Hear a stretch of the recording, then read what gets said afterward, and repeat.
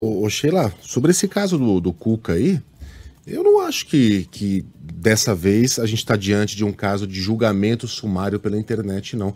Porque é uma questão que nunca ficou bem resolvida, é uma questão que o Cuca nega e tenta tirar o peso por ter acontecido há muito tempo atrás, sendo que o esperma dele foi encontrado no corpo daquela garota, né? A gente está falando aqui de uma prova forense.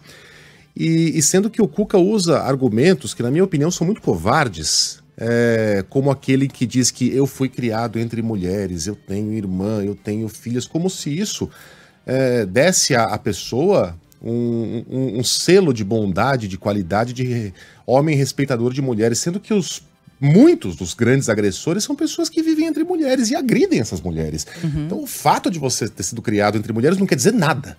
Nada, nada, nada, nada. Isso não vale como argumento para coisa alguma.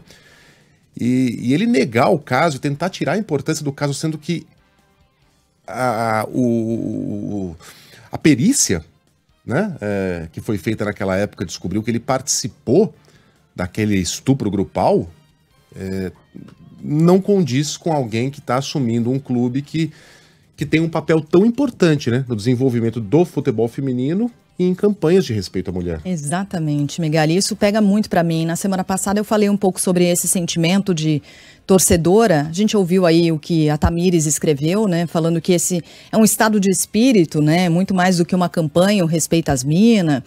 E as próprias pautas identitárias defendidas pelo Corinthians, as questões sociais, o histórico de defesa da diversidade, tudo isso precisa ser levado em conta nesse contexto. E na sexta-feira, quando eu emiti aqui, foi até mais do que minha opinião, foi um sentimento como torcedora. Eu recebi mensagens muito violentas de parte da torcida do Corinthians, com ameaças, com xingamentos de toda sorte, uma perseguiçãozinha, assim, sabe, digital, uma bobagem. Percam seu tempo com outra coisa. E aquelas graves foram denunciadas, saibam disso. Agora, o que eu acho muito impressionante, é claro que é uma discussão, há aqueles que vão defender o Cuca. Eu não defendo, e não defendo que ele permaneça no Corinthians por alguns motivos. Ah, mas foi muito tempo, já houve uma condenação lá atrás, não importa. Estou levando em consideração esse contexto corintiano, mas mais do que isso, o Cuca foi condenado à revelia em Berna em 89, o crime aconteceu em 87. Ele estava no quarto quando essa menor de 13 anos de idade foi estuprada em 87, quando ele era jogador do Grêmio, estava ali junto com os outros 3 jogadores, não cumpriu pena porque o Brasil não extradita os seus cidadãos, foi condenado a uma pena de 15 meses de prisão, mas é isso, ele não chegou a cumprir. Tem outro argumento atrás do qual o Cuca se esconde, de que a vítima nunca o reconheceu, não é? Mas ele estava naquele quarto. E esse também não é um argumento válido, porque quando a gente ouve os relatos, ainda mais de uma menina de 13 anos, em 87, vamos fazer o afastamento histórico também, como esse tipo de crime, como a mulher era vista naquela época. Havia coisas aceitáveis naquela época, hoje não são mais, e ainda bem que não são mais aceitas. Essa menina não o reconheceu nos depoimentos, mas ele estava no quarto. Ele estava no quarto e o crime aconteceu. Depois da prisão dos acusados, ela reconheceu o Eduardo, né, conhecido como o Chico, e Henrique, a dupla que mais tarde, diante do juiz, confessou. Então essa dupla confessou ter cometido o crime. Cuca seguiu dizendo que não fez nada. Se não fez nada, também cometeu crime. Acobertou, ficou em silêncio, porque estava dentro desse quarto. Não impediu, não gritou, não chamou a polícia, deixou acontecer? Ou participou ativamente? Falta um nível de transparência para o Cuca encarar isso. Isso também me incomoda muito, sabe?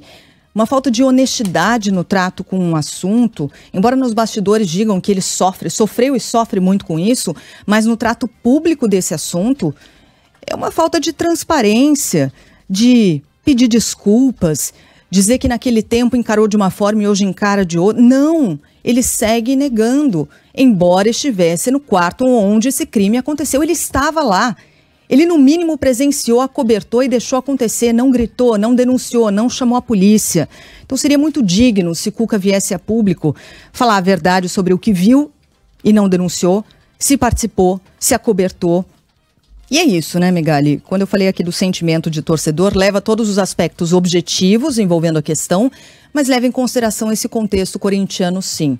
Né, de ir além das pautas identitárias, é um sentimento, é um espírito. E por isso eu mantenho aqui a minha posição, apesar de todas as ameaças e xingamentos que recebi ao longo do fim de semana na internet. E se alguém não entende a gravidade do caso, leia em detalhes o que aconteceu, procure a edição traduzida para o português dos jornais alemães, os jornais suíços naquela época. Isso. Né? Leiam o relato monstruoso do que aconteceu. Uma menina de 13 anos acompanhada de 2 amigos. Estavam lá se divertindo, queriam uma camisa de presente dos jogadores do Grêmio. Foram levados por marmanjos para o quarto, os 2 meninos tocados para fora, trancados para fora. Aí fizeram tudo o que fizeram com aquela menina. Não há sinais de resistência, porque ela entrou em choque. E assim foi devolvida, em choque, violentada por vários homens, aos seus 2 amigos que batiam desesperados na porta, tudo isso com uma menina de 13 anos.